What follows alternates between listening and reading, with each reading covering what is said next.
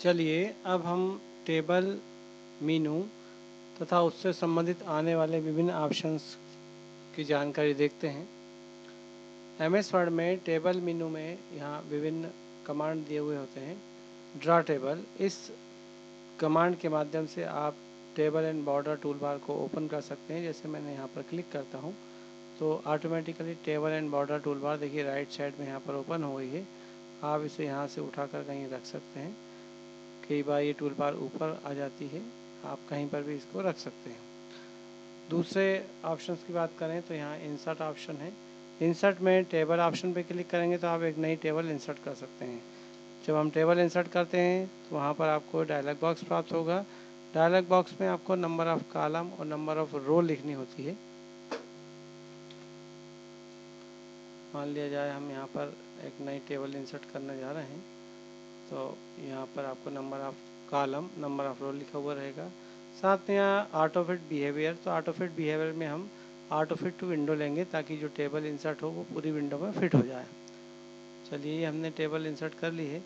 अब यहाँ पर विभिन्न कमांड की बात कर रहे हैं तो यदि हमें कॉलम और रो इंसर्ट करनी है तो उसके लिए यहाँ पर कमांड दिए हुए हैं, column to the left, column to the right. मान लिया जाए मुझे यहाँ पर जो फादर्स नेम का कॉलम है, इस कॉलम के राइट साइड में एक कॉलम और इंसर्ट करना है तो मैं यहाँ पर टेबल मेनू में जाकर इंसर्ट और column to the right click कर दूंगा। देखिए एक कॉलम इंसर्ट हो गया। यदि हमें लेफ्ट साइड में चाहिए है तो हम column to the left, right किया भी लेफ्ट कर देंगे तो लेफ्ट साइड में आ जाएगा।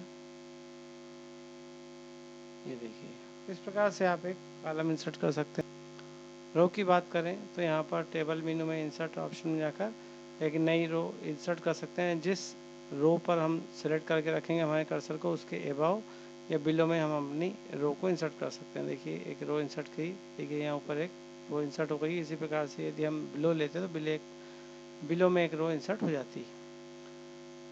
यहाँ पे डिलीट की बात करें तो आप पूरी टेबल को डिलीट कर सकते हैं। एक कॉलम को डिलीट करना है तो जिसमें कॉलम में को आपने सेलेक्ट किया हुआ होगा या एक से ज़्यादा कॉलम सेलेक्ट किए होंगे, सभी कॉलम मिट जाएंगे। रो को सिलेक्ट करेंगे तो रो जो है मिट जाएगी। और सेल को सिलेक्ट करेंगे और डिलीट कमांड चलाएंगे यहाँ से, टेबल डिलीट सेल, तो एक सेल डिलीट हो जाएगी। सिलेक्ट की बात करें तो यदि हमें सिलेक्ट करना होता तो पूरी टेबल सेलेक्ट करनी होती है तो टेबल मेनू में सिलेक्ट ऑप्शन पे आकर हम टेबल पर क्लिक करते हैं, पूरी टेबल सेलेक्ट हो जाती है।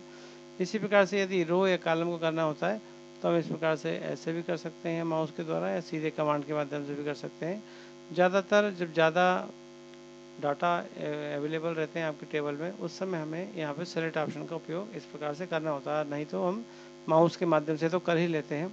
मर्ज सेल की बात करें तो दो या दो से अधिक सेल को एक सेल में कन्वर्ट करना होता है तो हम मर्ज सेल का उपयोग करते हैं। देखिए यहाँ सेल है आपके, एक डिब्बा, दो डब्बा, तीन डब्बा, चार डब्बा, पाँच डब्बा, डब्बे को हम सेल कर रहे हैं। यदि हमें सबको एक करना है तो हम इसे सिलेक्ट कर लेंगे इस प्रकार से और टेबल मेनू में जाके मर्ज सेल कर देंगे। तो देखिए पूरा ये डिब्बा एक सेल होगा। यहाँ पे हम कोई भी हेडिंग दे सकते हैं। यदि हमें किसी सेल को कॉलम या रो में और डिवाइड करना है तो उसके लिए हम स्प्लिट सेल पर क्लिक करेंगे। कितने कॉलम में कितने रो में हमें उसको डिवाइड करना है, स्प्लिट करना है, कर सकते हैं एक सेल को, एक को डब्बे को। तो इसको आप देख सकते हैं। उसके बाद में हम बात करते हैं स्प्लिट टेबल की।